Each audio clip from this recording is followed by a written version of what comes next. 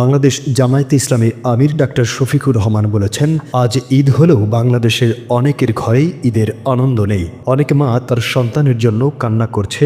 July August আন্দোলনে যারা গণহত্যা চালিয়েছে তাদের বিচার করতেই হবে। সোমবার বাইতুল মোকাররম জাতীয় মসজিদে অনুষ্ঠিত ঈদের প্রথম জামাতে অংশ নেওয়ার পর তিনি এসব কথা বলেন। দেশবাসীকে ঈদের শুভেচ্ছা জানিয়ে জামায়াতে আমির বলেন, আমরা শহীদের আত্মার মাগফিরাত কামনায় আল্লাহর কাছে প্রার্থনা করি। এই হত্যাকাণ্ডের সাথে যারা জড়িত তাদের বিচার হতেই হবে। তাহলে এই শহীদদের পরিবার কিছুটা হলেও সান্ত্বনা পাবে। আমরা আগামীতে এমন একটি বাংলাদেশ প্রত্যাশা করি যেখানে রক্তের হোলি খেলা হবে না, যেখানে মানুষের জীবনকে তুচ্ছ হিসেবে গণ্য করা হবে না, যেখানে মানুষ ভালোবাসার, সম্মান, মর্যাদা এবং সমতার ভিত্তিতে বসবাস করতে পারবে। এখানে ধর্ম বিবেচনায় মানুষকে প্রমাণ করা হবে না এবং তার অধিকার কেড়ে নেওয়া হবে না। একজন নাগরিক হিসেবে সকলেই সেখানে সমান অধিকার ভোগ করবে।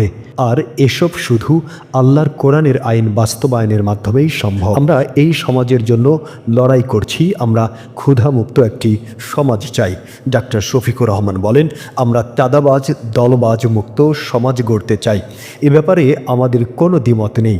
এই কথাটি যদি আমার নিজের বিপক্ষে যায় তাও আমাকে বলতেই হবে।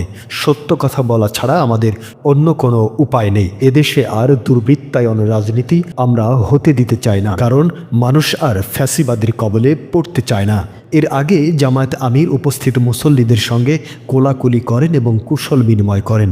এই চ্যানেলটি সাবস্ক্রাইব করে বেল বাটনে ক্লিক করুন। সংবাদ সংগ্রহে উৎসাহ দিন, পাশেই থাকুন।